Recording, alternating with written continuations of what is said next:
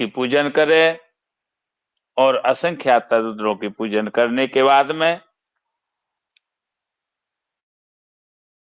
रुद्र कलश की स्थापना करें और रुद्र कलश की स्थापना करने के बाद कुशकंडिका करें।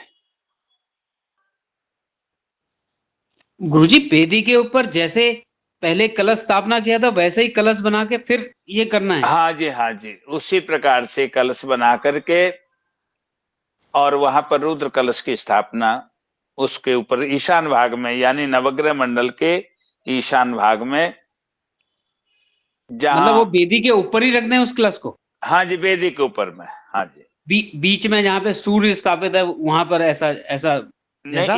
नहीं, वो तो ईशान भाग नहीं आएगा। ईशान भाग आएगा वेदी का जहां पर बुद्ध स्थापित है, तो बुद्ध के वहां उसके पे, आसपास। बुद्ध बुद्ध के बाहर जहां पर है वहां पर थोड़ी सी जगह बना के वहां पे बना देना। वहां बना दो, अथवा यदि नीचे जगह वहीं उसी वेदी के ऊपर में उसी जगह स्थापना करेंगे और गुरुजी ये लिंग रुद्र तो कलश की। भद्र वो और ये दोनों अलग चीज है? ये अलग चीज है, सर्वतोभद्र और लिंगतोभद्र। अच्छा, इसकी यदि पूजा आप कैसे लोगों की है की गुरुजी? जिज्ञासा होगी तो इसका विधान भी आपको बता दिया जाएगा। बस इसमें बस स्थापित करके उसकी प्रतिष्ठा कर देनी है? हाँ जी, हाँ जी है। ठीक है गुरुजी। क्योंकि सर्वतोभद्र मंडल के अंदर अलग अलग देवताओं की स्थापना अलग अलग भागों में की जाती है। अच्छा, वो लिंग तो भद्र और ये दोनों अलग हाँ अलग जी, चीजें हैं? दोनों अलग अलग चीजें। देखो अभी जैसे कि बताया कि वास्तु मंडल भी अलग चीज है, क्षेत्रपाल मंडल भी अलग चीज है। तो लेकिन अगर वो कभी अगर वो उसी में करना पड़े तो कर सकते हैं, मतलब जो ऐसा आप?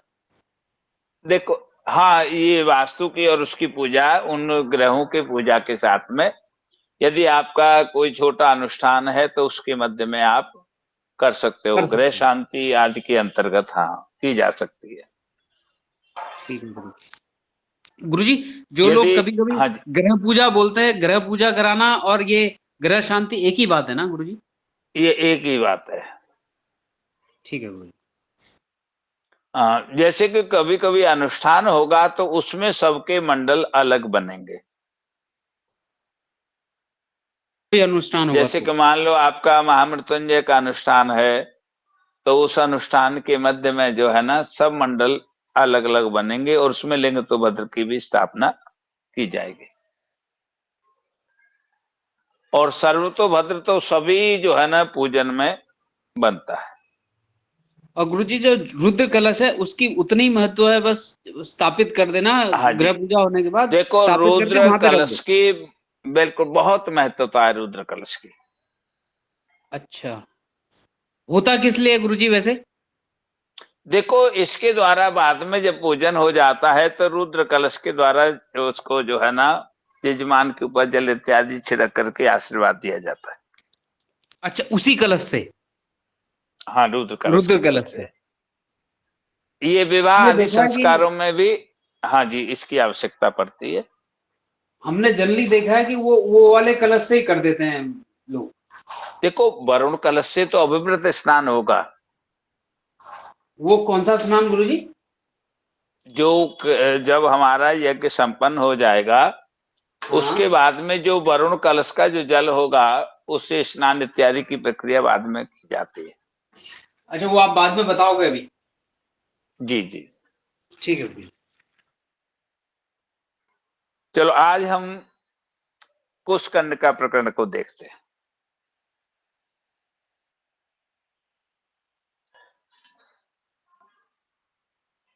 यानी असंख्यात्रा रुद्र स्थापन पूजन के बाद अब हमारा यहाँ पर यज्ञ प्रारंभ होता है उसके बाद में, और उसमें उसकी शुद्धि के लिए, उसकी रक्षा के लिए यज्ञ के लिए कुशकंड का की जाती है। कुशकंडका में अग्नि दक्षिणतो ब्रह्मासनम, यानी एक छोटी चौकी अथवा पत्तल पर अग्नि के दक्षिण भाग में ब्रह्मा का आसन स्थापित करे और अग्नि के उत्तर भाग में प्रणीता के लिए 2 कुशा रखे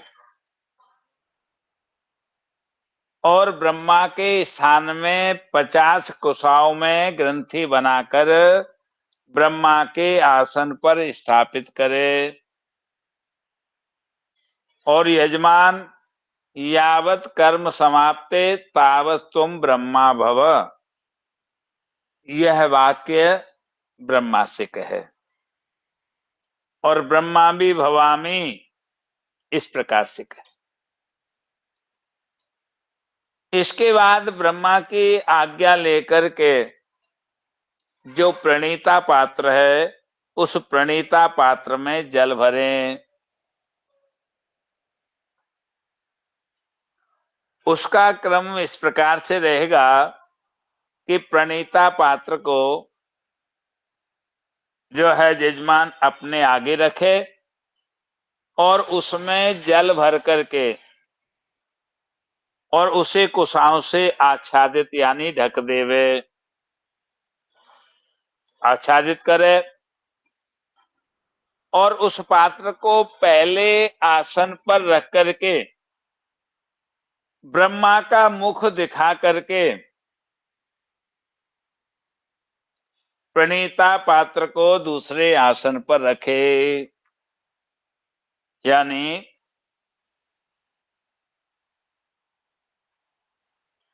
ब्राह्मणो मुख अवलोक्य द्वितीय आसने निदध्यात। तत्पश्चात ईशानादि पूर्वाग्रे कुशे परिस्तरणम, अर्थात उसके बाद कुशा के द्वारा अग्नि कोण से ईशान कोण तक परिस्तरण करे। परिस्तरण यानी कि बरी कुशा यानी 81 64 अथवा मुट्ठी भर करके जितना मुट्ठी के अंदर कुशा आ जाए उसे बरही कहते हैं।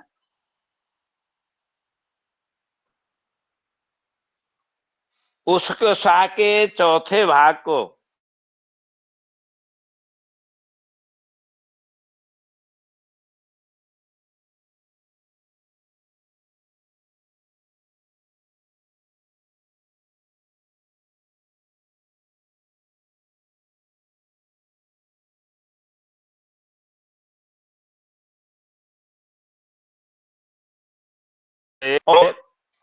ब्रह्मा के आसन से और अग्नि कुंड की वेदी तक उत्तर की ओर मुख करके उन कुशाओं से नैऋत्य कोण से लेकर के वायव्य कोण तक और पूर्वाग्र कुशाओं के द्वारा अग्निकुंड यानी वेदी से लेकर के प्रणीता पात्र पर्यंत कुशा को बिछा दे।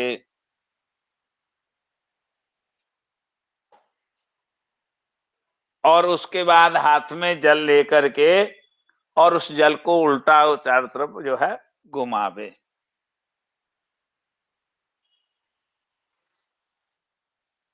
उसके बाद में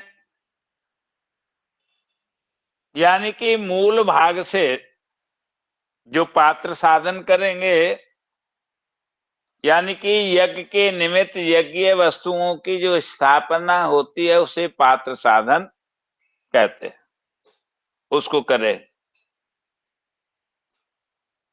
तद्दा तीर्णे पवित्रे द्वे पूक्षणे पात्रम, अर्थात एक स्थान में 3 कुशा और दूसरी जगह 2 कुशा। प्रोक्षणी पात्र, आजस्थाली, आजस्थाली अर्थात जो घी का पात्र है, और चरुस्थाली, चरुस्थाली का भाव है चावल पकाने के लिए एक पतीला आदि बहुगुणा आदि। इसको रखे और 5 समार्जन कुशा और 7 उपयमन कुशा, ये सब एकत्रित करके अपने समीप रख ले। 3 समिधा, जिसको मौली से बांध करके रख ले। घी डालने के लिए स्रवा, घी, चावल, पूर्णपात और ब्रह्म मूल्यभूत दक्षिणा, और भी स्थापन के योग्य जो वस्तुएं हैं उन वस्तुओं को रखे। अब सारी जब तैयारी हो जाए तो इसके बाद में पवित्र छेदन करें। पवित्र छेदन अर्थात उसका जो क्रम है कि जो स्थापित 2 कुशाओं पर उन 3 कुशा को रखे और 2 कुशा के मूल भाग से प्रदक्षिणा यानी कि क्रम से घुमा करके उन 5 कुशाओं को 2 बार अनामिका और अंगूठे से पकड़ करके 3 कुशाओं को तोड़े, अर्थात उनमें से 2 कुशाओं को ग्रहण करके 3 कुशाओं का त्याग कर दे और हाथ से उन कुशाओं को लेकर के जो प्रणीता पात्र में जल है उस जल को 3 बार प्रोक्षणी पात्र में छोड़े कुशाओं से। फिर अनामिका अंगुली और अंगूठी से पवित्री पकड़ करके 3 बार प्रोक्षणी पात्र के जल को प्रादेश मात्र यानी 1 बित्ता थोड़ा सा ऊपर की ओर उछाले और पुनः प्रोक्षणी पात्र को बाएं हाथ में लेकर दाहिने हाथ से उस प्रोक्षणी पात्र के जल को ऊपर की ओर उछाले। इसके बाद जो प्रणीता पात्र के जल से प्रोक्षणी पात्र का प्रोक्षण यानी सिंचन करे। इसी प्रकार चरुस्थाली, समार्जन कुशा, उपयमन कुशा, समिधा, स्रवा, घी, चावल, पूर्ण पात्र और वहां रखी हुई सभी यज्ञीय वस्तुओं को प्रोक्षणी पात्र के जल से प्रोक्षण पवित्र यानी सिंचन करे और उसके बाद अग्नि और प्रणीता पात्र के मध्य में प्रोक्षणी पात्र को रख दे। इसके बाद जो घृत पात्र है उस घृत पात्र में घी को भरे और अग्नि से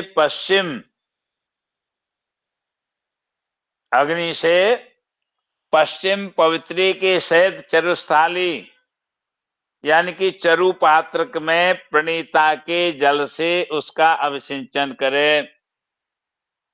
और अवसिंचन पूर्वक जो है चावलों को उसके बीच में छोड़े। ब्रह्मा के दाहिनी ओर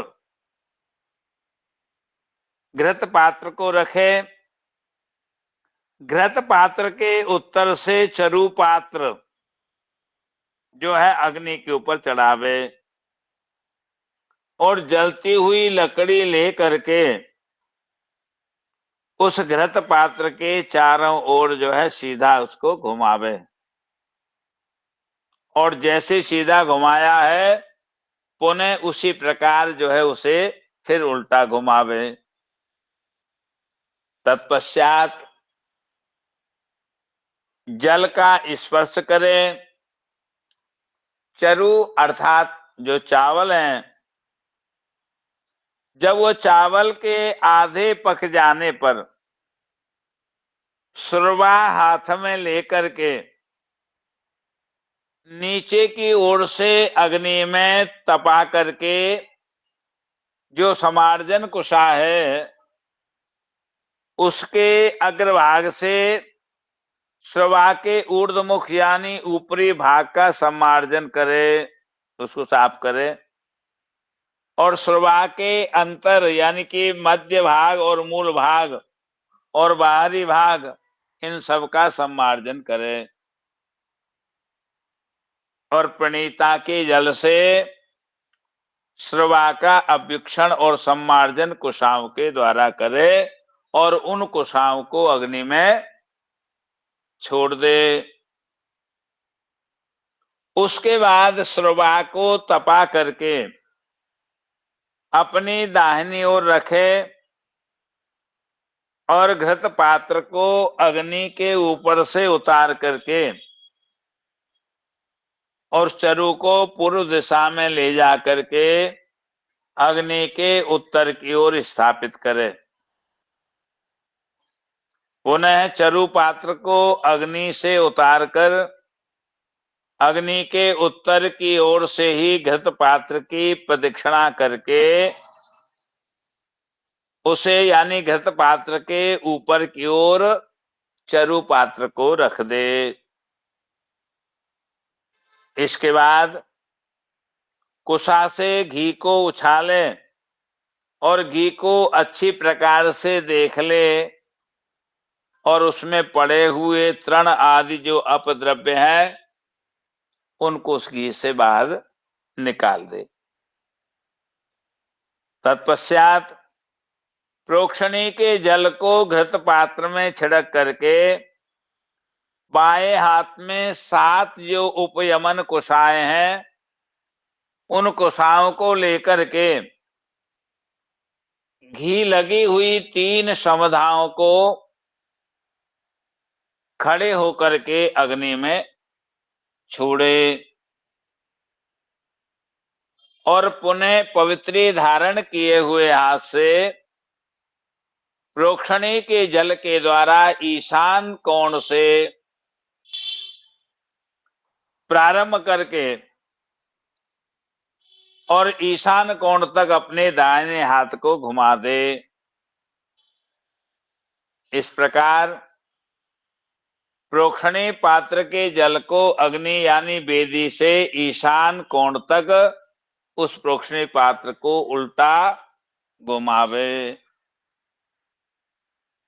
तत्पश्चात उन दोनों कुशाओं को प्रणीता पात्र में रख दे और अपना दाहिना घुटना मोड़ करके यानी कि हनुमान जी के जैसे आसन पर आकर के ब्रह्मा से कुशाओं के द्वारा संबंध करके प्रज्वल यानी और श्रवा के द्वारा घी की आहुति प्रदान करे और उसमें अग्नि से उत्तर भाग में यानी ओम प्रजापते स्वाहा से लेकर के इदम प्रजापते नमः इत्यादि पर्यंत अग्नि के दक्षिण भाग में इंद्राय स्वाहा इंद्राय नमः कह करके पुनः प्रज्वलित अग्नि में अग्नि स्वाहा से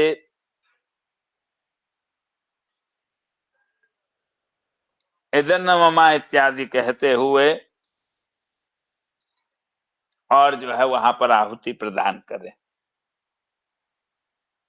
और आहुति में जो बचे हुए ग्रह को श्रवा से और उस घी को जो है प्रोक्षणी पात्र में छोड़ दे।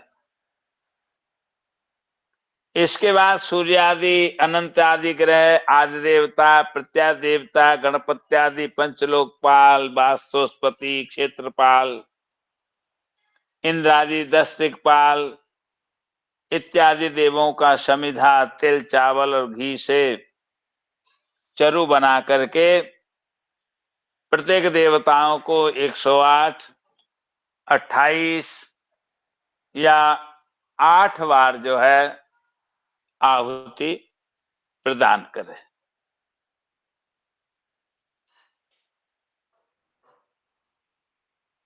अब उस कर्म के ऊपर चलते हैं कि किस प्रकार से कर्म प्रारंभ किया जाए।